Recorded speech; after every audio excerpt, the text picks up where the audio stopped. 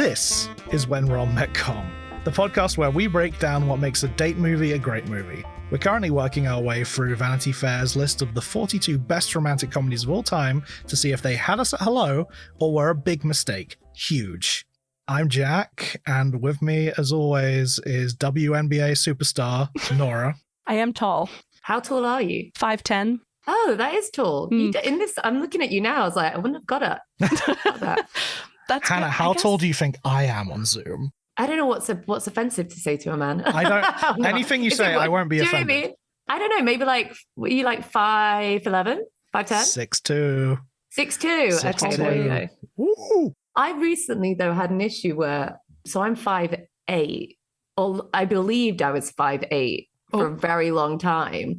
And then I went to the doctors recently and then they measured me and they said I was 5'7". And I was like, my whole worldview was just, what? That is not correct. And then I remember telling my mum about it. She's like, it can't be. She was like actually adamant. She was like, no, Hannah, because I'm 5'7" and you're taller than me. So when I went back, I was like, can you just measure me again? And he was like, stand up straight. And I just like was literally like that. And it turns out, yeah, I am 5'8". So it just seems like I was slouching one day. But honestly, that nearly like was like a nexus moment for me. I was like, wait, who am I? What is my identity? What a roller coaster. Well, yeah, it really was. If audience members are also asking, what is your identity? Why, this is Hanna Flint joining us on the podcast. Wow, that was very smooth. Critic, broadcaster, and author of Strong Female Character, What Movies Teach Us. Welcome to the show. Thank you for having me. So happy you're here. Now we're all up to date on our heights. I'd love to know the other important thing about you. What's your history with rom-coms, Hannah? Oh, I mean, I guess I'm a woman. So there is always a good history. I love rom-coms. I mean, certainly when in my teen years, so I'm 37.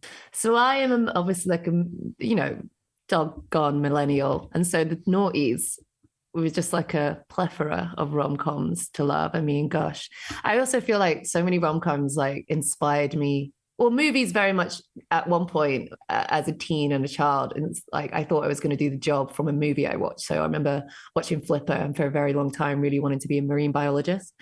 That is the millennial experience. Yeah. If you didn't want to be a marine biologist, who are you? Yeah, exactly. You see, I wanted to be a paranormal researcher after watching Casper. Oh, yeah, that's a good one. I remember watching Legally Blonde and wanting to be a lawyer, How to Lose a Guy in 10 Days. I was like, I want to be a journalist, a serious journalist, like Kate Hudson wants to be. So yeah, I think rom-coms are a very important part of like any person's upbringing, even if it is a ridiculous, unrealistic, idealized way of seeing romance, which at 38, I feel quite jaded from the lies they told me. Oh no.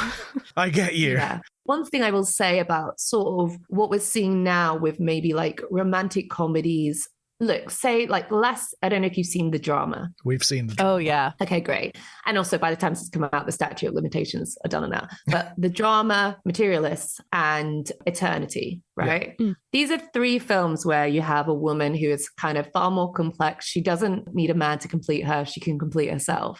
And I was so like let down in like the final act of these films because it just didn't ring true for me because it felt like they were just settling. Do you know what I mean? Like, I think if I'd seen these maybe 10 years ago, I'd think, yay, they're together. But now I'm like, he fucked up your wedding. He slept with someone else. And then you're just like, okay, let's go together. And in Eternity, have you seen Eternity? Yes. Okay, of course, it's rom-com, so you must have seen all of them. But like at the end, I really thought there was a moment where she was going to ditch both of the husbands and just go to her eternity on her own. And then it just did a bait and switch. And then at the end of Materialist, where when the final shot is them at City Hall getting married, I just didn't believe it. Do you know what I mean? I just thought it was all too neat. And it feels like a very heteronormative idea of women just kind of settling rather than embracing themselves. It's like you can have rom-coms where like they don't end up with someone and there's still a romantic heart to it. So have you seen Crazy Ex-Girlfriend? Yeah. The TV series. Yeah. I never watched it all the way through, but does she end up on her own? Oh, damn. I don't want to spoil it for you. Okay. I mean, if she does, I'll watch it. Yeah. Well, yeah. So it's sort of implied. I think we all know who she's going to end up with in the like long-term future, Yeah. but she does make a conscious decision to just like not and focus on herself. And it is Yeah. an incredible ending. The ending is Yeah. very much like, right now I'm choosing me. Yes. I'm actually been doing screenwriting at the moment, and I've written a rom-com. Yeah. So fingers crossed one day it'll get made, and then you can decide you can come, if it's you more can rom come than talk to com. us about it. Yeah. Oh my God. I would love that. Can you say anything about it, or is it all under wraps? It's more that I'm just in the process of trying to get someone. I've got an actor who'd want to do it, but it's just the one thing I found as being a film critic for 15 years and like the hustle and stress. It's like, oh, I'm trying to navigate into this world. And yeah, it's really hard to get things made. Yes. So we'll see. I've had a rom-com script under my belt for a while now, and it's a tough one to jump through. Yeah. But it's kind of like it's like Before Sunrise meets like Rye Lane. But for me, because I'm half Tunisian, and one of the big things why I wanted to start writing films is because I don't see British Arab women in leads where it's not about, I guess, trauma. So I really wanted to just like write myself into the movies that I love. I love that. Yeah, and you've referenced two of my absolute favorite movies as well, so Yeah. I'm very excited for whatever Is comes. Before Sunrise on the rom-com list? No, it's not. Good, because that would be insane. It's got funny moments, but it's a drama. I took Nora to see the trilogy. She hadn't seen them before, and I think we've argued that we could cover them. Not on this list, obviously. We're going to move past the list at some point, but we could work those onto our. I mean, there's so many. It's endless. This podcast will go on till you die. Exactly. Good. It'll probably be the thing that kills us. Let's be real. It's going to end in 2 years then. But speaking of getting to the end of the list, Love and Basketball is number 9. Yes. What is your history with this movie? So I used to play National League basketball. Amazing. I am a ball player. Oh, I was a ball player. I used to play National League. I used to play, under 16 England for the England team. So I was really like competitive basketball student athlete. And I was like captain of the boys basketball team because they didn't have a girls one. And for me, watching Love and Basketball, we talk about the rom-coms we watched when I was growing up. Everyone is white. Everyone is white. And if there's a black person, it is a side character. It's funny that Gabrielle Union is in this film because she often played like the side character in 10 Things I Hate About You. Actually, that's wild that that's the year before this. Yeah. So my parents were very much like Friday night KFC and getting like 3 for 2 blockbusters. So I must have seen it and been like, oh my God, let me watch it. And it's honestly the first time I felt actually seen on screen, like really seen. I mean, look, I wrote a chapter in my book about like sports films and my relationship with how women in sports are presented on screen. And, you had like the Little Giants. Obviously, that was like great. And was it like Mighty Ducks? Wasn't there a Mighty girl in Ducks? Mighty Ducks? There's 3 Mighty Ducks movies. Yeah. And so for me to have a woman of color from a young age playing basketball, not only does she play basketball, but she's a tomboy as well, who, that whole characterization of it. And even the way that she plays and the way it showed basketball, like the realities of what it's like, because I played at university as well. I just thought, oh my God, this is so spot on. And, I kind of later learned, and I've had the privilege of interviewing Gina Prince Bythewood. I did a piece for BBC Culture about, I guess, like the legacy of Love and Basketball. And actually she sent me, I actually rewatched the film today. She sent me the Criterion Collection Blu-ray of it. So I gave that a watch today. I also watched my Criterion today. And it should be in the Criterion Collection as well. It's just a brilliant film. But Gina used to be a student athlete, and this is her directorial debut. And so I kind of have so much affection for this film. Even just the way it's structured into 4 quarters like a game. I thought that was so great. Oh, wow. I missed that. So glad someone is here to explain this. Yeah. Yeah, thank God, because we don't know anything about basketball. So one of the things I really love is there's that scene where she's playing the Champions final in the second quarter when she's at high school. And then we get really inside her head.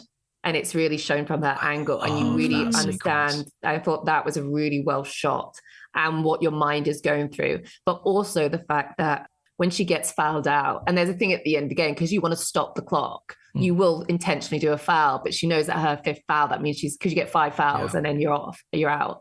And when she does it and she cries on the bench, I was like, I've been there. Yeah, I felt very seen as a mixed race kid in Doncaster playing basketball. God, we couldn't have asked for a better guest for this episode. Shall I jump into the stats for this one? Yeah, Let's do it. Okay, so yes, as Hannah has mentioned, this is directed by Gina Prince Bythewood as her first film. It's a remarkable first film. It stars Sana Lathan, Omar Epps, Alfred Woodard, and Dennis Haysbert. Also just a fantastic cast of yes, Gabrielle Union shows up, Regina Hall shows up. It's stacked. Harry Lennox, Tyra Banks, even. Yes, madness. This came out on the 21st of April 2000. Was made for a budget of I've got reports of 14 million to 20 million. And at the US box office, it made $27.4 million. For an extra worldwide, it finished at 27.7 million. And I mean, I think that just says a lot about international box office rejecting black cinema, but that we can get into that later. Yeah, probably marketing and stuff for a film that's about a black female athlete. Yes. So there we go. This has a 85% on Rotten Tomatoes. And IMDb describes it as Monica and Quincy love and play basketball together through many life challenges from childhood to adulthood. And I guess that's it. Yeah. That's quite good for an IMDb logline. It's accurate. Yeah. So Vanity Fair says, they don't often come as irresistible or instantly rewatchable as Love and Basketball. Gina Prince Bythewood's hoops-heavy fairy tale starring Sana Lathan as Monica Wright, an aspiring basketball player who falls in love with her neighbor and childhood confidant Quincy, played by Omar Epps.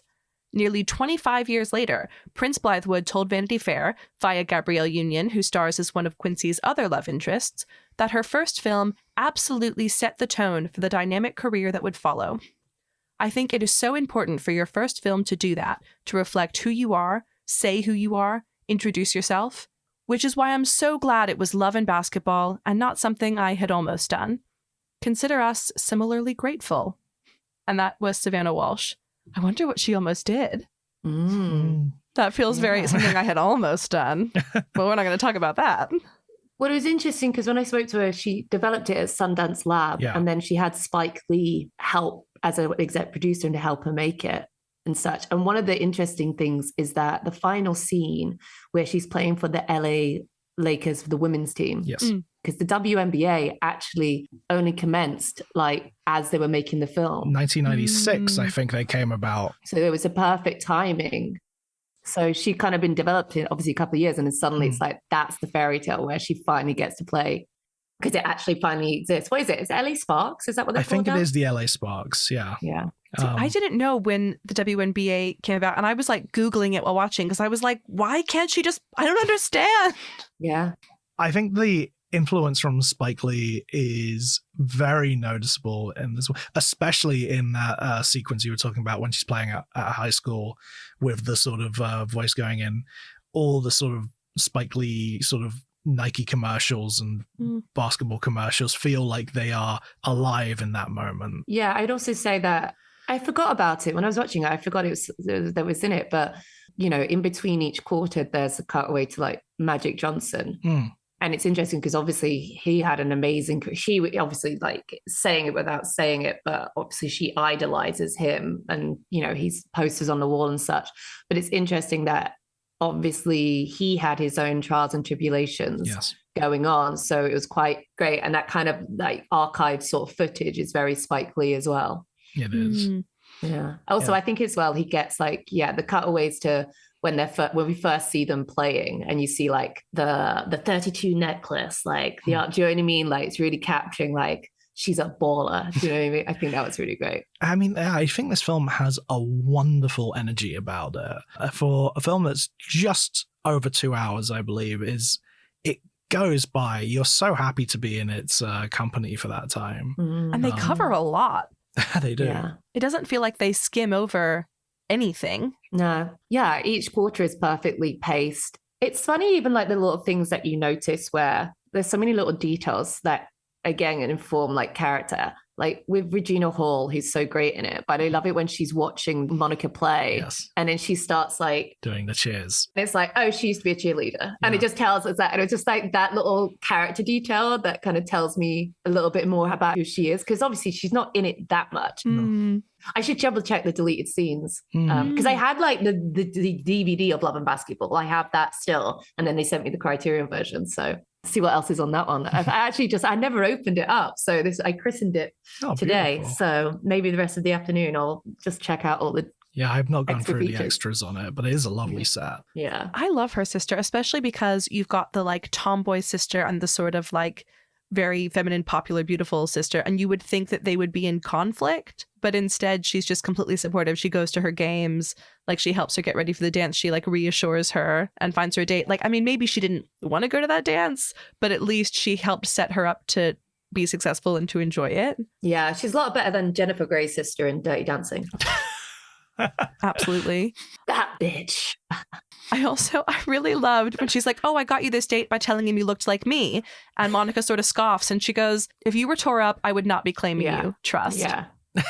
That's a supportive sister who's like not bullshitting you. But I think that's also what's nice is because I feel like when you play sports and I don't know, I was a bit of like an ugly duckling when I was younger. I mean, before I got contact lenses, I wore glasses and I used to have to like wear these things like this, like a thing around it to keep them on my head. Oh, the goggles. So you kind of look a bit like nerdy and stuff like that. So I get that. So when you get dressed up, it's like, oh my God. What I like about it is that unlike something like She's All That, where we're supposed to think she's like ugly ducky, it's like, oh my God, she's amazing. It's like, well, no, Monica's always been beautiful. She's just never perceived herself that way. Everyone around her knows she's beautiful. It's not what she's interested in. Yeah. So it's not like a real like makeover version that like suddenly is trying to trick you into thinking, oh my God, if she just wore the right clothes. I mean, what I like is that even when they get to college, she's still in her trackies. She's still like, she doesn't dress up, but she just like, she wears vest tops and jeans. She doesn't kind of suddenly become this feminine ideal in order to keep Quincy. Mm-hmm. Yeah, he just finally notices and then doesn't stop noticing. But I think he already knew. He always knew. He's always loved her. That's the thing about it. They've just got ego. The first thing he says to her, he's like, do you want to be my girl? Yeah, true. Yeah. But because she doesn't play into what he thinks having a girlfriend is supposed to be. Yeah, what do I have to do? Yeah, I'm riding my own bike. But I do really enjoy that when he clocks her at the dance, he's dancing with his date and he sees her, goes, damn, and just walks away from his date. He is a fuckboy. He is a fuckboy. Oh my God. But like, he's a fuckboy. He is being brought up in like the house of fuckboy. You know, it makes sense that's how he turned out. Well, I want to just quickly go back to what you mentioned about Regina Hall and doing like the cheerleading. I love how lived in this film is. Like, it does so much show, not tell. It is semi-autobiographical, and you get it. The way that as soon as Quincy's dad is like, oh, I gotta go to a meeting, I can't come with you, you know he's fucking around. Like, you don't need any more text for that. We don't need to see like lipstick on a glass or anything like that. We just like needed that one line. And then when it comes out later, you're not surprised. You get to deal with the fallout of it instead of dealing with the revelation. Yeah. And I think that's so great. I love the way this is put together. Yeah. And I think also this is a film that didn't feed into, not that it's not great to have films that show like working class or socioeconomic difficulties. This is a middle-class Black family. There isn't a subplot about someone doing drugs or things like that is typical of Black films, certainly kind of at the time. And you kind of see from this point going on, I mean, you have like Stella's Got Her Groove Back and, other things where you're having a far more Black love where it's not about Black pain. So I think it's such a brilliant job of showing the world that you can't just like boxing Black characters. There are little bits of like socioeconomics at play. You definitely get a sense that the two families sort of have different sort of hierarchies, and that I think Quincy's family is a little richer And it's sort of like, you see when the two mums meet at the beginning, there's a little friction between the two on how things sort of go within this neighborhood. Yeah. But that feels kind of real, though. Yeah, it does. Right? Oh, I love that. Yeah. And they live in the same neighborhood. And they live next door to each other. Well, right. We've got a bank manager and an NBA player. So obviously, I mean, I guess I don't know how high up he is at that bank. They could have similar salaries. But I did also get the impression, you know, they had like the big house with the pool and all of that. But it wasn't so different. No. It's kind of does well to show how Quincy, he comes from this world. He's got everything he wants. And then suddenly his worldview is crashed down by this betrayal by his father. And then you have what I think is interesting is that like Monica, you know, the difference is she didn't have that. She had to fight for her place. Yeah. Mm-hmm. What else was she going to do? She needed to get that scholarship. She might not have gone to college otherwise. So there's definitely a sense of like Quincy could always go to college. You know, what she wants to do, this is a big part of like her being able to play. And she didn't have, certainly her dad supported her dreams, but it was never a given for Monica, but it was a given for Quincy. It sort of feels for Monica that like, when is she going to give this up, you know? Yeah. Well, for Quincy, it's like, oh, well, yeah, it's expected that he'll go into the NBA. Like, actually, his dad doesn't want him to, which I think is interesting. I think he was like, I want you to go to finish your degree first and then go out. Yeah. He's not a bad dad per se. He's like, you know, everyone's kind of got their own flaws. That's what's the beauty of it. But I think like he had both his parents supporting him. Yeah. And Monica only really had her dad. And I think it's also about like, they touch on it, like she was a homemaker and dad went to the bank and, you know, she was the perfect housewife. Whereas Quincy's mom, you know, I like the whole thing is like the whole thing with the cake. It's like, you didn't make it. It's like, she lied to me to get me. And you know what I mean? But even that's quite interesting. The tension of it already foreshadows the later tension that we find out about the origins of Quincy's parents' romance, you know, whether it's true or not, if he's just saying it. But, you know, it's interesting how Quincy's mother says to him, they're going to trap you, they're going to trap you. And then suddenly it's like, oh, again, it's like both of the parents are trying to warn them away from the things that they did, I guess, which is quite interesting. But it's never like overblown or overwrought. It's kind of breadcrumbed in a great way to kind of sets up to later on so we can have a full look back at it. You're like, oh yeah, that makes a lot of sense. Like you don't want your kid to do the same mistakes that you did. Yeah. Something I'd like to get into a little bit is obviously this has been included on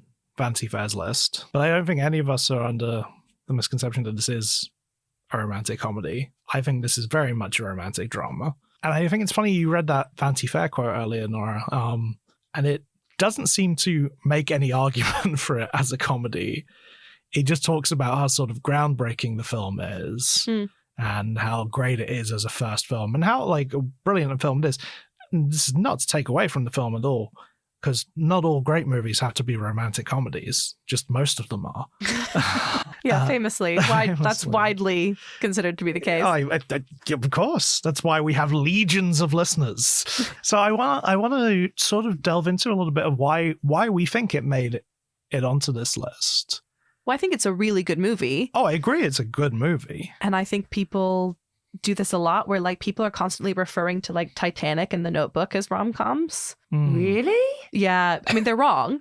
Like there's no argument for that. Are Titanic and The Notebook on this list? No. Someone definitely came onto the show and called The Notebook a rom-com. And I haven't seen The Notebook, but I was like, I don't think that's a com. I think there's a difference between if you laugh at it versus the intention of it to be a comedy. Do you know what I mean? Like, yeah, for sure. The Room is not a comedy, but it's funny as hell. We've talked about the concept of like chick flicks, and I think that romance is generally made with an audience of women in mind. So it falls under that chick flick umbrella, whether we like that term or not. And because rom-coms are also that, I think people just kind of mush it all together as one thing.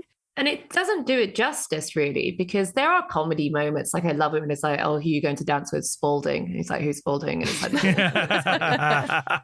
and they're like funny moments. I laughed really hard, actually, at, can I take your coat? Why, are you cold? Yeah, I think that was my biggest laugh too. Or like scrambling to take the coat off, like, oh no, here, I'll give you my coat. I think that's so funny because again, it also shows like it is a play on the sort of masculine and feminine of it. Like she thinks that she should give her coat to the person who's cold, which is usually what a guy is expected to think to do.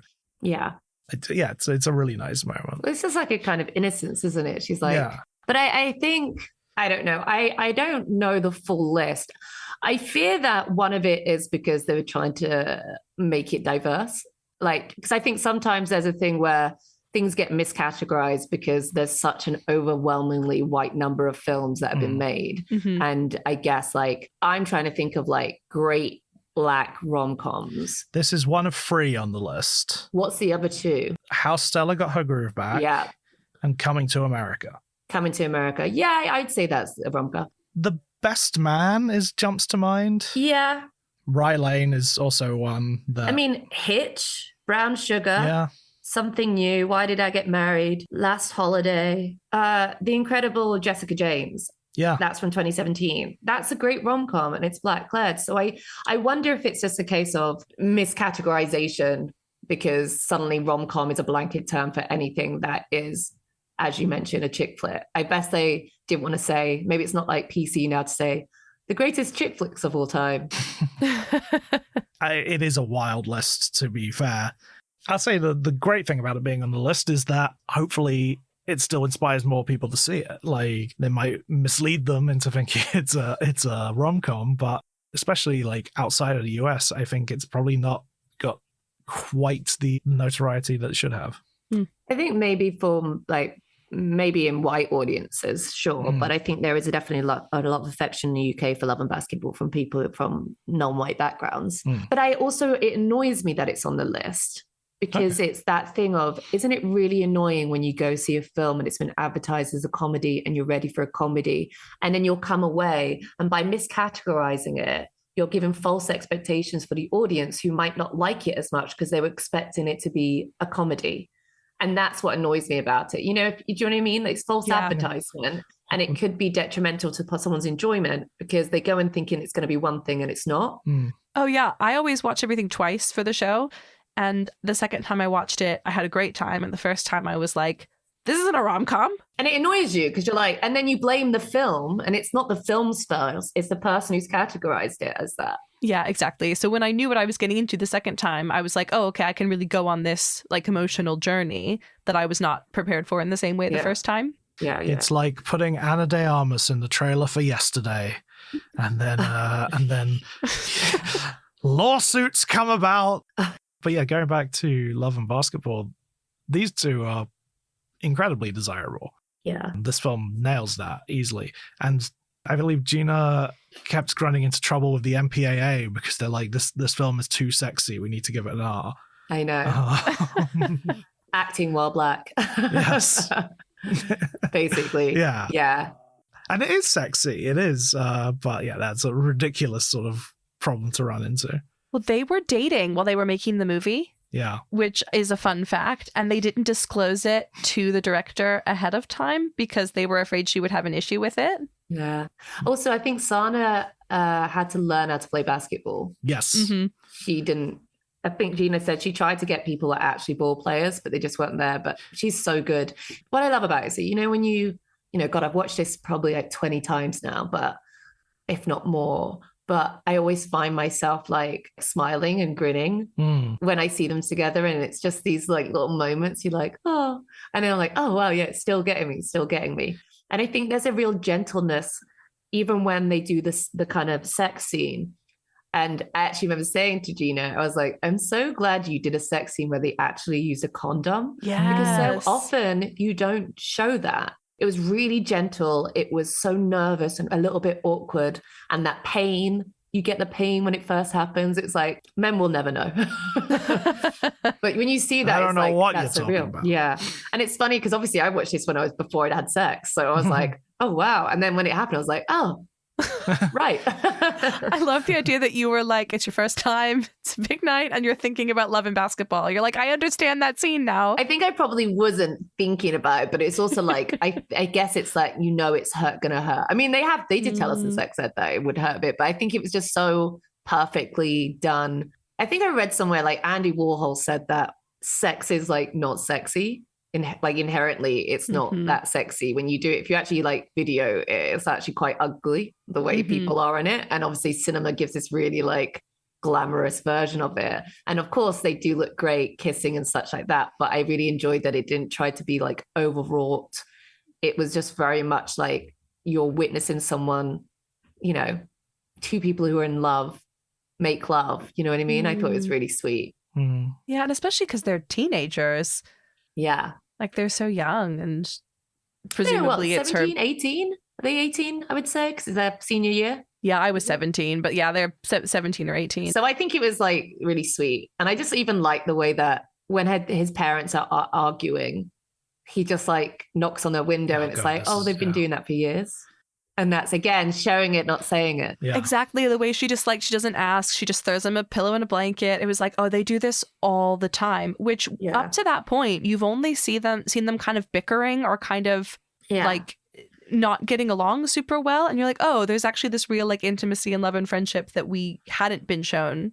But I think I always knew. It's just like, they're not even enemies. They're like, I mean, isn't that the kind of old adage? It says like you're mean to the people that you like the most. Yeah. I mean, they seem very comfortable. Yeah. I think that scene where he drives her home, there's such a like spark between the two, and you get these two are people who have lived in each other's like minds for years because they've been right next door to each other. It's such a great romance. I think because they see each other behind all the facade, they get each other because they're both ballers. But the difference is that I think the biggest thing, you mentioned socioeconomic, I think actually the biggest thing is the gender. It's the gender politics on display. Very much so. When she says like, they tell her she's got an attitude, and it's like, it's true. Like there is a different standard for what women in sport versus men in sport. Like she says like, oh, you can get up in someone's face and then you get a pat on the back. Whereas I get like told that I need to act more ladylike. And it is that thing. And even just like the subtle things, the difference between when they're at college, the women are playing in a gym, whereas the men's team play in a stadium. Right. Yeah. Even that just shows the difference. The fact that she has to go away to Spain to play ball, he can go on, get drafted for the NBA. There's a real difference in who shows up, who's there to support and stuff. So, and certainly that's what I experienced when I would do games, like women's games, there wasn't that many, but then you'd have men's games and there'd be far more people showing up for it. And I guess that's just the state of sport that's only kind of getting better nowadays, certainly with football. But for a very long time, that was very much the norm, and women's sport was treated as a second class sport. Yeah, I went to a university in the US that was very sports focused, and you see the same things. Yeah. If there's actually a rule in collegiate sports, apparently, that there has to be a certain ratio of what sports are available to women and men to try to equalize it. But because universities want to put their resources into the men's sports because those are the ones that bring in the money, they will sometimes make gender neutral sports women only to improve their ratio. To then not have to offer women something else, like things like equestrian. And that's crazy. So that's why, again, just why this film's so important, because there was Girl Fight, which is the Karen Kusama film that was like a boxer. You had Bring It On, which was cheerleaders. I guess but when it came to women's sports, there wasn't a lot. There's Racing Stripes. I mean, you had A League of Their Own. Well, yeah, particularly not professional women's sports, because the ones I can think of are like high school, like Bend It Like Beckham But Bend It Like Beckham was great because that was also, she was playing for a local team and then she wants to get signed. So she's like 18 or something. Then she goes to America to play football abroad. So that Bend It Like Beckham, I will shout out Bend It Like Beckham. I fucking love Bend It Like Beckham. This is me revealing I haven't seen it. Well, like I have a real affection for She's the Man. It's so bad, but I love it.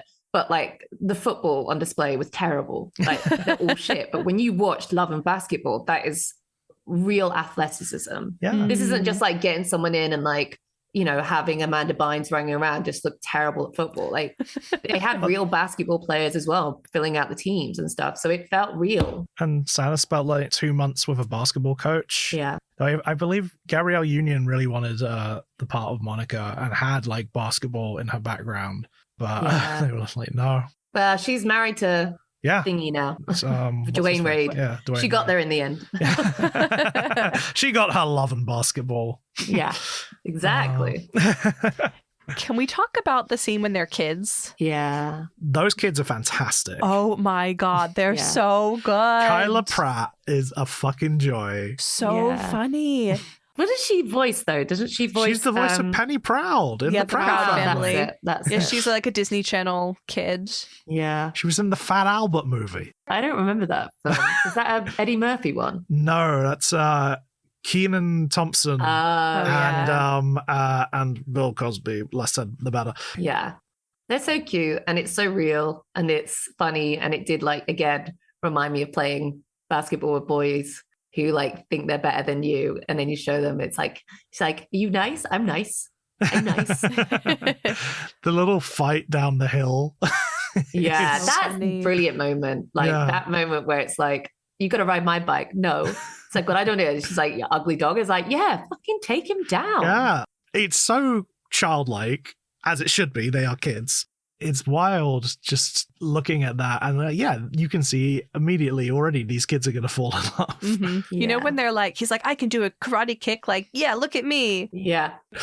And she's like, I can do it. So she does the kick and he goes, okay. But I think that's what I love about this film. How many times when you have an assertive little girl where she's not asked to diminish herself, it's not about being palatable. And that's what I really like about it. There's a difference between her showing her aggression and annoyance come out. And I think that's what's very good about the film, not just with Monica, but with Quincy, the sports psychology and how you met, when he's found out his dad's been having an affair and then he plays the game and he just can't do it because he's in his head. And so when it's that thing of managing your emotions while you're playing, because emotions are great, but it's if you miss something or you do something wrong, it's really hard. You have to pick yourself back up immediately and still have the same energy. So when later on when she runs back in the USC game and then she does setups a defensive block and then it turns out to be a foul, that's a real character moment for her, where instead of letting something defeat her by passing the ball and it getting intercepted, it's I've got to run back. The way she's playing the sports moves on her development and shows her growth, not just as a person, but as a player. Sports scenes, action scenes in many ways are kind of similar to musicals in the sense that the song is supposed to push the plot forward. We're supposed to learn something about the character, and certainly with action sequences, it's not just about getting A to B. It's about what do we learn from having this in? Why is it important to have this scene in it? There aren't a crazy amount of basketball scenes, but there is enough to show what it needs to be said. But do you know what I mean? It's using action to tell a story, to tell a character journey. And I think it's done so expertly in this. And even her little one-on-one games with Quincy as well, the one where they're stripping. Yeah. Which is so hot. And also R-rated. And also shows how well he understands her because he's trying to cheer her up from a bad day. Yeah. And he's like, well, let's play basketball then, which is so sweet. It's they know each other so well. And you'd think that maybe basketball wouldn't be the thing to cheer her up because basketball is what has caused her to be sad today. But he knows that is. It's not the basketball that's caused her to be sad. It's the way, she's not feeling entirely at herself with it at that point. The basketball is the thing that she loves more than anything. Yeah. Yeah. When I went to university, I captained my uni team for 3 years and we got promoted to the Premiership and we won Team of the Year. Yeah. So we did quite a lot. Were you a poser? Did you ever get told to hold your hand up high the whole game? No, I wasn't a poser. But I tell you what, Kyra's follow through, they call it follow through. That's what it is. I was like, that's a good follow through. She had a really good techers. But I think I stopped playing National League because it's not that I didn't love basketball. I just didn't love the stuff around it. Mm-hmm. It became this thing with, I don't know, team politics a little bit. That just felt, I wasn't enjoying it anymore. I wasn't enjoying it with the team teammates, and I guess like mums as well. It was quite difficult. I had some mums who were quite, I think it's because I got selected for England and some of their daughters didn't, and therefore there was a bit of animosity there. And I just thought, I spent, 3 nights a week playing basketball every Saturday and Sunday, playing games. So it was like my entire life from the age of 11 to 18. So if you don't, I can understand her feeling there where you just don't, in that moment, but it's not the basketball that you don't love. It's everything around it. But also, as she says, like, their love for basketball is kind of what bonded them. So she plays it, and she says at the end, it's like, I don't love basketball because it's not with you. Like, that's the beautiful thing. So it kind of does a callback of like, well, that makes sense because she can play basketball with Quincy because it's always fun with him. Yeah. And also, we've not mentioned it, such a lovely post-credit moment. Yeah, it's so cute. Him on the sideline with a little baby. Yeah. So sweet. Yeah. And him fully supporting her career and not making it about him. Yeah. And for all we know, he doesn't go back to playing basketball. So it might be that he's the stay-at-home dad. Yeah. But I like that. I like that we know what she's doing and then we don't know what he's doing. Exactly. That feels like a really good like progress. What a fantastic film. Yeah. 5 stars, honestly. It's such a 5-star film. Like, no I've got it at 4 stars on Letterboxd in the moment. And after talking about it like this, I'm like, God, I've done this film dirty. Yeah, same. I'm feeling the same way. What was the missing star for you then? Because obviously I can gas it up and sometimes it's like, wait, have I like debated you? Like, have I basically like twisted your thing by giving all these like details and stuff like that? But what was it about it that slightly didn't hit the mark? Not didn't hit mark, but it wasn't like 5. Like, I mean, like, it's not because I think there's anything missing. Maybe it's just not the like film for me to be a 5. Yeah. Like my rating like is very much about my relationship with the movie. It's the reason something like Trainwreck has a 5, which is probably not a 5-star movie for most people. That film. But for me, it's a movie that I can sit down with and absolutely like bond with and relate to and laugh my ass off at. But that's so funny you brought up that film because I remember writing a piece about this and I don't think it's as feminist as it thinks it is. I'm sure it's not. Because in the same way that Monica doesn't really have to change who she is, Amy Schumer has to literally kind of change who she is. Like, the bit, I remember the scene where she's like picking up all her alcohol. It's like, oh, so you're not going to drink anymore, this guy. Also, I have an issue, actually. One of my biggest issues is that there's too many films where female journalists are sleeping with the subjects of their pieces. I did say in our Sleepless in Seattle episode, although I was joking, I don't think it comes across that way in the episode. I said that every single person we ask on the podcast is someone I'm actually just trying to seduce. So that's how you found that out. Oh, welcome. Okay. Wow. Well, do you try your best? Oh, I am. And I'm just here to referee. What is it, a mud fight?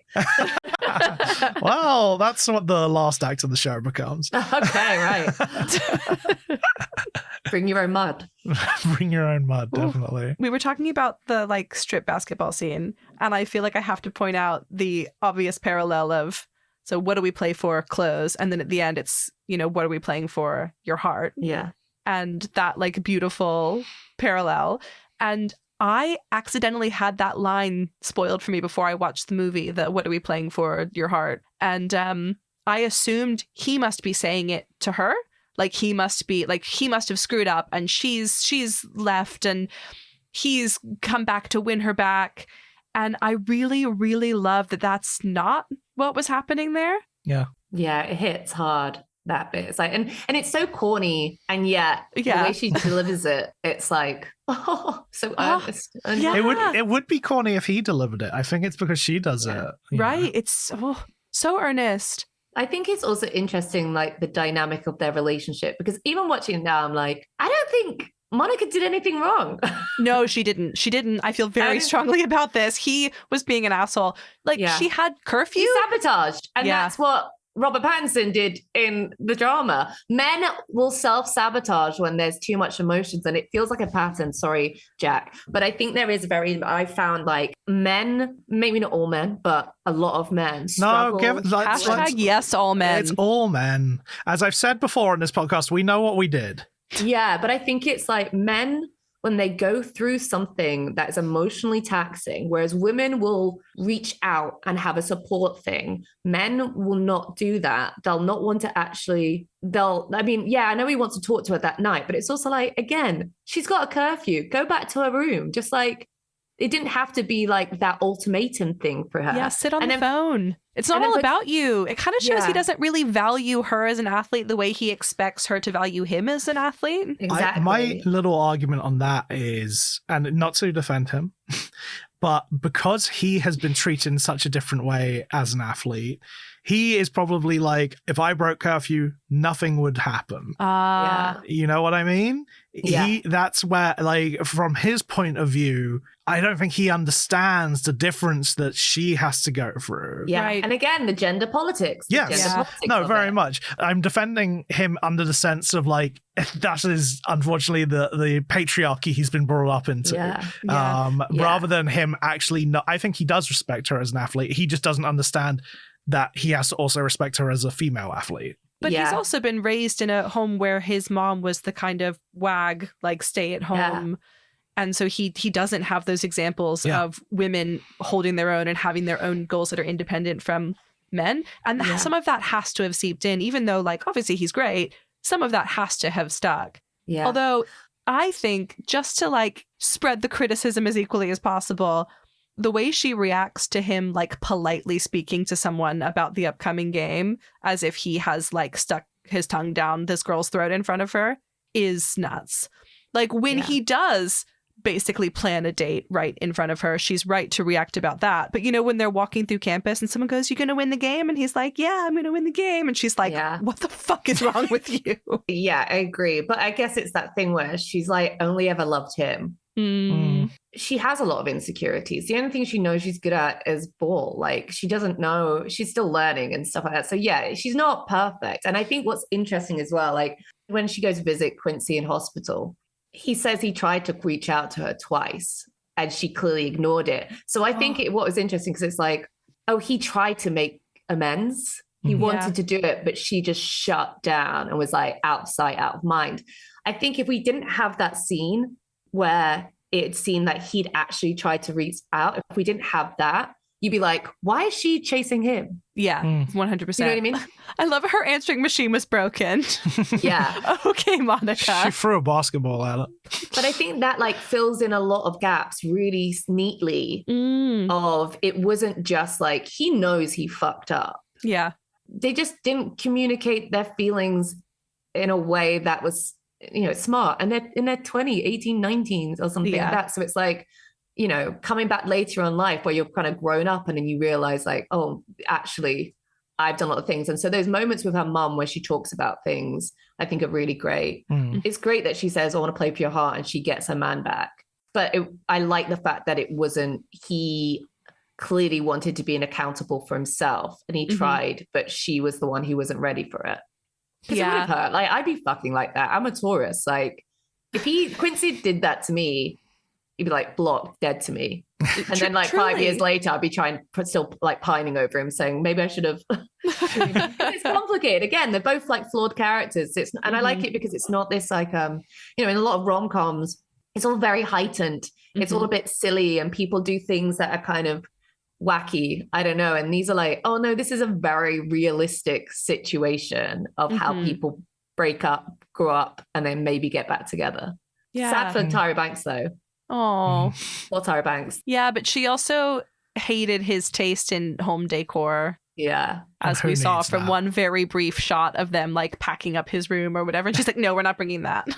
You can't have that. I'm interested in what you think. Do you think when she meets Monica at the hospital, she goes like, oh, this is Monica. It's like, oh, Monica, I've heard so much about you. You were childhood friends. Do you think that was a way of like her like being overly nice because she actually knows that this is Monica who he dated? And there was like a kind of like slightly faux happiness, he says. And then she says afterwards, we're so glad you came. And the way she attaches ownership of them as a we. Do you think that was like a subtle thing? I mean, I think it could definitely be read as that, for sure. That's definitely how Monica read it. Yeah. I don't think I did, actually. I was kind of like, you're clueless. I just think if he's been around the family so much and she's like Monica, there must have been a conversation that they dated. Yeah. And like the love, the one that got away. Like his mum, I'm reading it now like that was a real, not passive aggressive, but like overly like saccharine sweet of like, oh yeah, you're an old childhood friend. It's like, you know who she is. Yeah, I think you're right. I guess the difference there is because we never see Monica with another guy outside of Spalding. Yeah. That does annoy me a little bit. Yeah. Maybe that's the one thing. I'll let it go. But I think it's like... That's why it's not got 5 stars for me. But it's also like the thing, like it's definitely still like a 5-star because I think exactly what it did at the time. But I guess if I was doing it again in this age, you know, she says I don't have any friends. I could have done an extra scene with her sister. All those girls on her uni team are so mean to her. No, but then there was one who was really nice. There was one who was, but that's just ribbing. That's just like, you know, when the freshman like rivalry and stuff, because it is I'm a Cancer. I can't get on board with ribbing. Yeah, but it is competitive. It's like who gets the starting 5, and when she gets like takes that spot, it is a big deal. It's like shit. Like I got injured, and it just goes to show how much injury can make or break your career. That girl who's spotting her and then drops the weights on her. Yeah.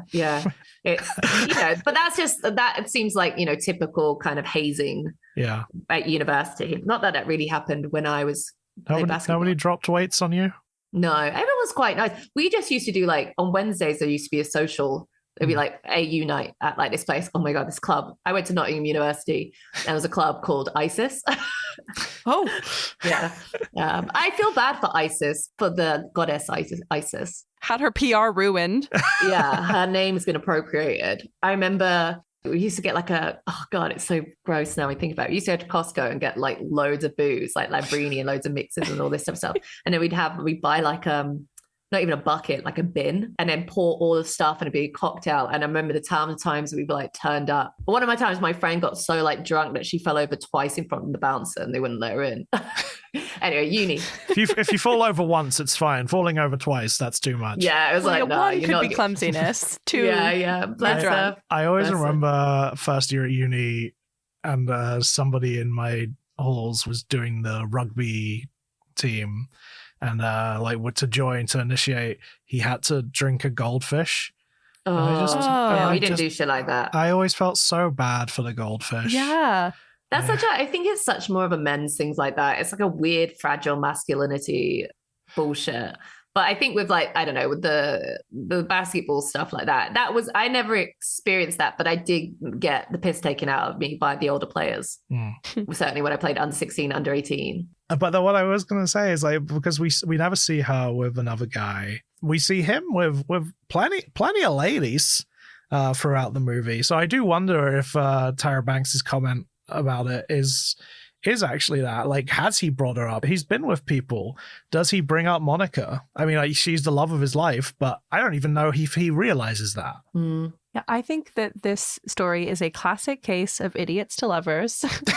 Where I'm like, you are clearly into each other. Yeah. Deal with it. Well, you know what film Gina Prince Bythewood references when making this movie is When Harry Met Sally. Yeah. She said she wanted to make a black When Harry Met Sally.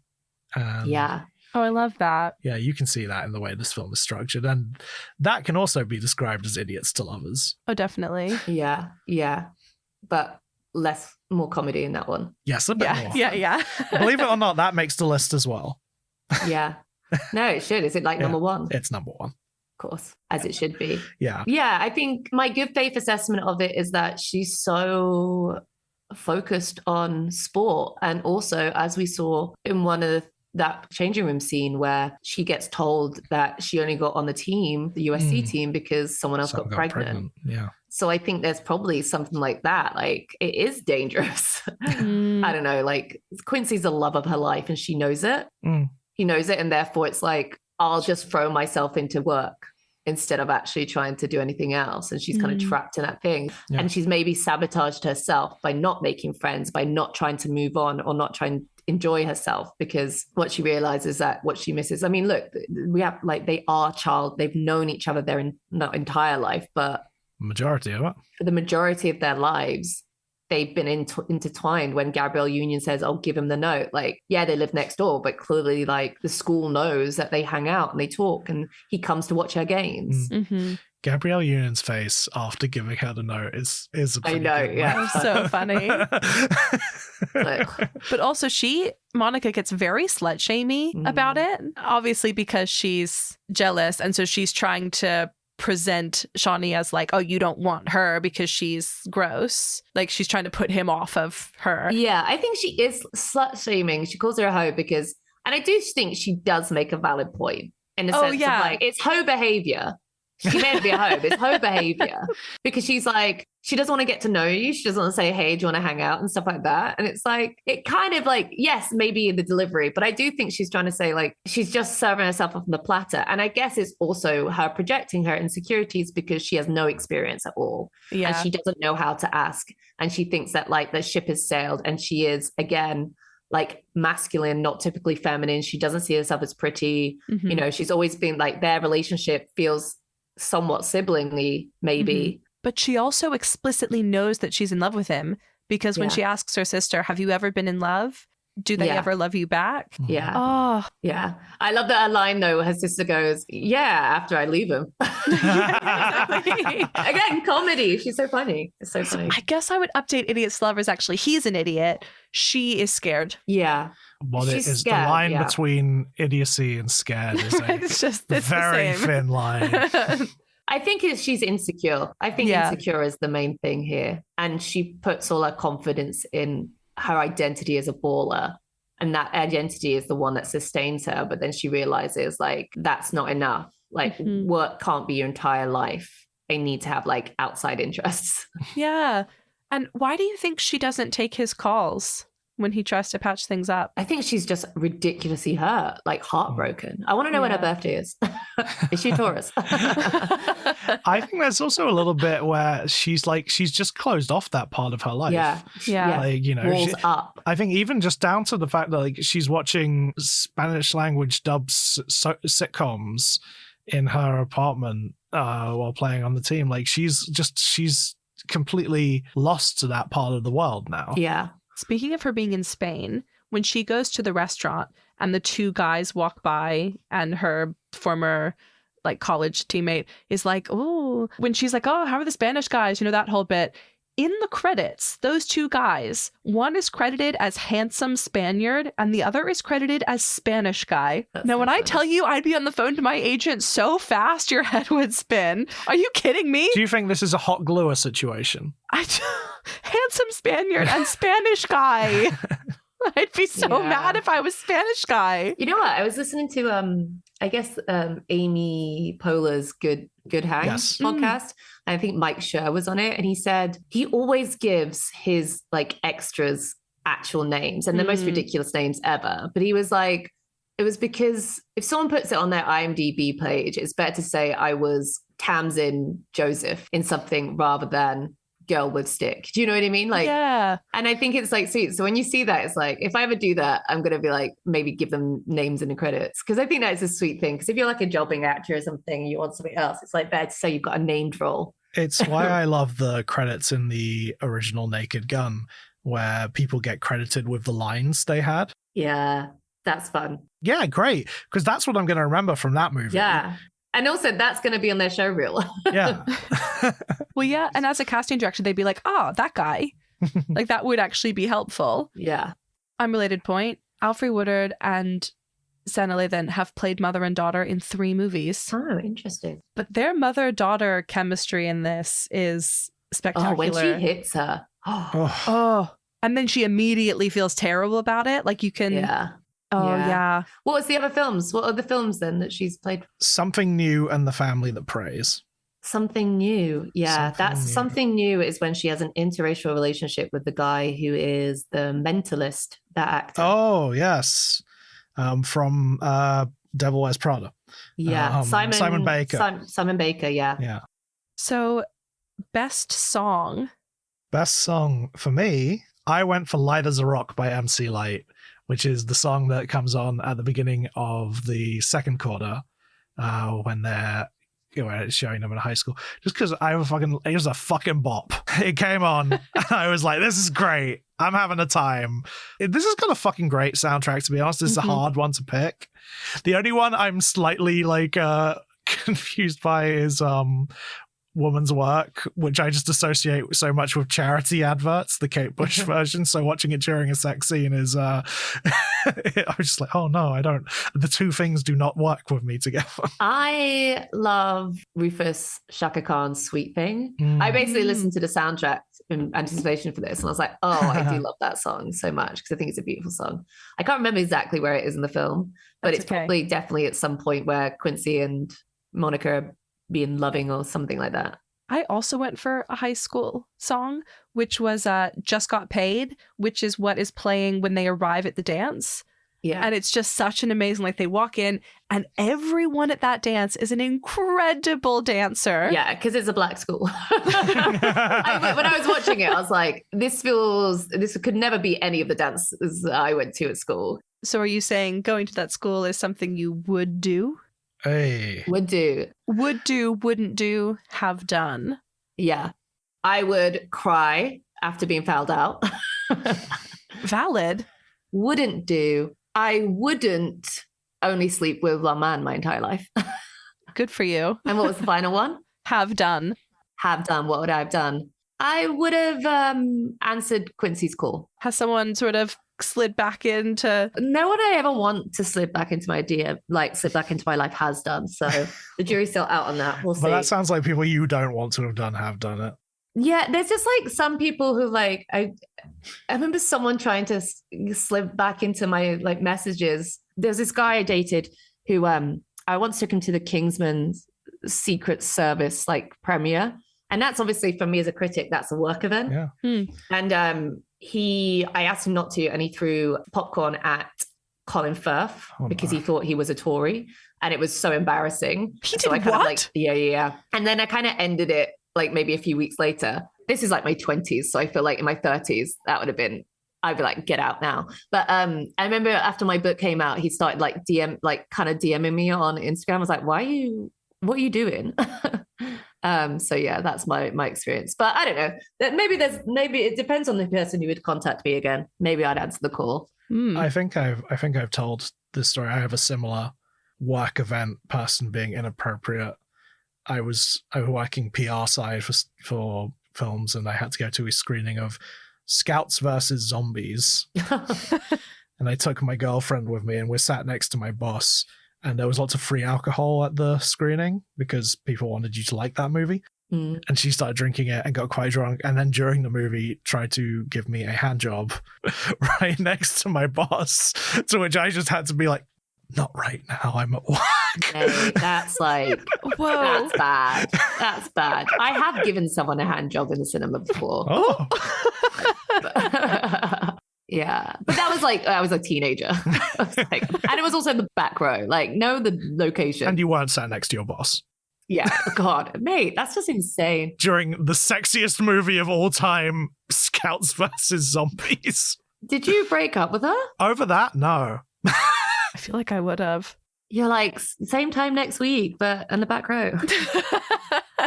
Your timing was off. Her timing was off. Jack, what would you do? I would fall in love with the girl next door. And it's so lucky I never lived next to a girl. Because you'd still be pining today. I'd still be pining. Like, I was watching this and I was like, oh yeah, I would. This would have been me. Luckily, next door, one side was Alan Jones, and the other side was an elderly couple. Alan Jones? Alan Jones. So you lived next door to Amelia Jones? For a Emily little Jones. bit, yeah. Oh, wow. So do you have a crush on her still? No, I said she wasn't like when I was a kid. Like, they moved in when I was like 17 and she was, a kid. Okay. I'll allow it. Wouldn't do. I don't know if I would fall in love with someone who scarred my face. Yeah, that would leave a bad taste in your mouth, wouldn't it? If you meet someone and the first thing they do is throw you on the ground. Yeah, but they're kids. Yeah. They are kids. It's a cool scar as well. It is a cool scar. And I love that it wasn't supposed to be a scar originally. It was supposed to be that they knocked one of her teeth out. but because Sanna Lathan has that scar, they changed it. Yeah. Because I was looking at that a lot and I was like, that's a real scar. Yeah. It's really good. Yeah. I like it when you it does the change in the scene where it goes like her scar straight away. And my have done, I have been a guy who has not always realized that I have more easy times than a lady. I've been part of the patriarchy. Twist. Twist. Man exists. Dun, dun, dun. Well, good for you for like thinking about that, I guess, like interrogating that. Thanks for your approval. You're welcome. Okay. I would probably have hid my feelings about as well as Monica did when she found out Quincy was engaged, which is to say very badly. I have a coworker who on Teams meetings will send me a message and go, your face subtitles are showing. I'm like that. I very much wear my emotions on my face. Yeah. So yeah, I would not have been very graceful about that, much like Monica. I'm great on Teams because I just look at myself and I'm like, God, you're pretty. I do that too. I wouldn't be an athlete because I think I would have lasted about 2 minutes with that coach yelling at me. I would have been like, this makes me sad.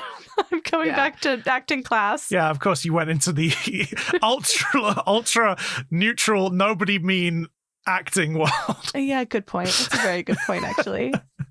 Yeah, they're mean to you in a different way in acting school. But this is what I think is really good about sports. It really prepares you for life in that you have to work with people. You have to be accountable to people. And then sometimes if you've got like a coach, like I love my coaches, but they were really hard sometimes. And like it really prepared me when I would out in the world and I'd have hard bosses. I had a really bad boss when I worked at one of my first jobs at Mainline Showbiz, and she really bullied me. It's the point where it was actually really hard, but it was more like, not that I should experience that, but it's like, it kind of toughens you up playing sports. Yeah, you can tell that me and Nora never done that. We're not tough. We're not tough. We are just big blobs. Well, you say that. My have done is that I have gotten extremely competitive in a sport. But to be fair, I'm not the most competitive person, but when I decide to do it, I really do it. And when I was in like gym class in high school or whatever, I wasn't good at most of the sports, but if we did one that I was good at, like I was good at soccer and sort of soccer adjacent things, and I would get like quite violent. What are soccer adjacent things? They would sort of, you know how they sort of just make up sports in school? Like they'll be like, these are the rules. We played something, okay. I can't remember what it was called, that was sort of a like American football soccer combo. It was called Isn't something that rugby. Yes, no, it was because I sort of know the rules of rugby a bit, but it was they called it like speedball or something. They just made it up, but it was like violent. And my proudest achievement is that there was a rugby player who was in my gym class, and after we played against each other in speedball, they started trying to recruit me to the rugby team. Yeah, because they were like, this bitch is scary. But that's the thing. It's like I got recruited to play basketball because I played like when I was in year 7. So when I was like 11 years old, we did like I guess it was like basketball team against other schools. And Sue Bettisworth, who was coach for Hayfield, I was at Ridgewood, and I was just like so aggressive. And she was like, you should come play for our team. She saw the potential there, basically. Yeah. But I am very competitive. Sports. Let's move on to our final segment, the rom-com Braidow. Yes. For those who are unaware, the rom-com Braidow stands for romantic comedy breakdown. It's clever, right? Yeah. Very good. This is a scientifically accurate section in which we rate the movies we cover. The first section is made up of 3 parts. So that is lead/chemistry, supporting characters, and plot. These are all out of 5. We then move on to the rom-com scale, which is a 0 to 100 scale, in which we say if the film is more romantic at 0 or more comedic at 100, with 50 being the ultimate balance of rom and com. So let's start with lead/chemistry. Hannah, where are you landing? Oh, 5. Yeah, it's a 5 for me. Yeah, I said 5. Wonderful. Easy. Supporting characters. I'm going to say 4.5. Interesting. I went Maybe 3.5. Mine is 4.5 because I think I wanted more of Regina Hall in it. Yeah, I think that's it. I think they're all good. I just want more of them. Yeah, I went 3.5 because a lot of it is like very focused on her. It doesn't give as much space for supporting characters in some ways. The parents are probably the best drawn out supporting characters, and they're all very good. Yeah. Plot. 5. I love it. No notes. Give me 17 more. I've got it down as a 4, matching my Letterboxd score. But yeah, I love it. It is really strong. It's even though I don't think it's a rom-com, I actually do think it's a really good plot for a rom-com. Yeah. Yeah. I went 4 as well. Nora, we've matched on all our scores. That's cute. Go us.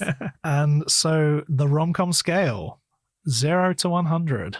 I'm going to say 20. I would say about a fifth of it has got comedic jokes and have funny moments, I would say. Maybe I'll do 17. I went for a 10. I said 15. Nice. Yeah. So we're all pretty aligned. Yeah. Yeah. It's not meant to be. And that's fine. This is because Materialist isn't really a rom-com. Do you know what I mean? Because it's like a different sort of humor. It's more like drama. For me, it's more of a drama, romantic drama with funny moments. Materialists. Yeah. I haven't seen it yet. Come on. You haven't seen it? I know, which is crazy. Yeah, I just missed it. We were starting the podcast at the time that it was coming out, and so we were just busy doing that, and I just never went back to it. I saw it a few weeks ago. Oh, wow. Yeah. No, I saw it a while ago. Yeah. Yeah, no, it does. Yeah, it's not made to be a comedy, and that's fine. This is not a scale that rates whether a movie is good or not. It is a rom-com scale. If we were to put Schindler's List on this, we know where it would end up. 50. Hannah, thank you so much for coming on the podcast. Thanks for having me. It's been a lot of fun and a great excuse to rewatch Love and Basketball. Yay. What a lovely excuse. Hopefully we can get you on for a movie that is a rom-com at some point. Yeah. But preferably a basketball-focused rom-com. Yeah, you can come on to talk about Just Right. Yeah. Hey, there we go. Also Right. Monica Wright. Yeah. Just Right. There we go. We don't have enough Queen Latifah rom-coms. There's quite a few. You'd be surprised, we don't have enough, though. Never enough. There'll be more. Sorry, there's be more. Oh my God, she's also in Hustle, which is not a rom-com, but a movie that I love about basketball with Adam Sandler. Adam Sandler. Oh, the one where he's the coach. He's the coach. Or the scout, in fact. And Scout, yeah. I love that movie. She plays his wife in that. Is there anything you would like to plug? Oh, well, you can get my book, Strong Female Characters, What Movies Teach Us, and that has a lot of rom-com chat in there. Nice. But I've also written the unofficial Buffy the Vampire Slayer quiz book for Simon & Schuster. So if you're a super Buffy fan, I rewatched the entire 7 seasons plus the film, and it's full of questions for people who are like, fair weather, but also diehards, to really who is the chosen one when it comes to their Buffy knowledge. So you can find that. And then you can listen to my podcast, Fade to Black, which I do weekly with Clarice Lockray and Amon Warman. Love it. Amazing. I want to pick up that Buffy quiz book. You mentioned the movie, and it's been a while since I watched that movie, but I have warm feelings. Another basketball classic. I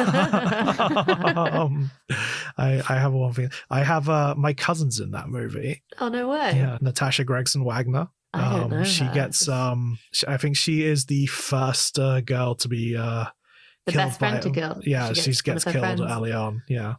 I think it's so funny that Hilary Swank is in it. Yeah, it's Kirsty Swanson, Hilary Swank, and my cousin. Oh, wow. The there buddies. You go. Connections. We'll put links to all of those in the show notes as well, so people can find them. Appreciate And it. do you want to shout out just your social media? Oh, yeah. You can find me on Instagram at Hanna Flint, or you can check out my interviews on YouTube, which is, I guess, my name, Hanna Flint. search that. And yeah, that's it. I don't really use TikTok that as much, so you don't want to follow unless you want to see my ukulele videos. That's about it. Oh, definitely following. That's exactly that's all I want. I can't think of anything better, to be honest. Screw your YouTube. Well, then go on Instagram. It's Hanna on the strings, because I started off playing ukulele and I've been teaching myself, and then I've been teaching myself to play the guitar. So I used to post weekly, but now I just don't have the time. Yeah. Oh my God, we got to get you back on for one of those many ukulele rom-coms. Oh yeah, so many of those. Love on the ukes. This has been When Rom Met Com. You can find us on Instagram, Threads, and TikTok at When Rom Met Com. There are links there to the Vanity Fair article, our letterboxd, any other fun things we found and want to share. You can always DM us or send us an email at mail@whenrommet.com. Get it? We'd love to hear your thoughts on the films, what rom-coms you think should have been on the list, your best would-dos, wouldn't do's, and have-dones, or anything else that you'd like to hear about. If you've had a nice time today, we would really love if you would leave a review wherever you get your podcast. It's really helpful for us because people see that and they go, oh, people don't think this show is shit. Maybe I'll listen to it. And that's great for us because we really need people to listen. Yeah, we don't want people thinking this show is shit. Yeah, we don't want to fool them. We would love for people to think it's good. If you would like to support the future of the show so that one day we can do an episode on Just Right, or any other basketball themed rom-com. She's the Man. That's not basketball, but that is not, but close enough. It's got a round ball. Yeah. If you would like that, you can leave us a tip on our Ko-Fi. Next time, we will be discussing number 8, Groundhog Day. Thank you for listening. And remember, we don't hate you. Not even a little bit. Not even at all. See you next time. Haven't we done that film before? No, I don't think so. Deja vu. Bye. Bye.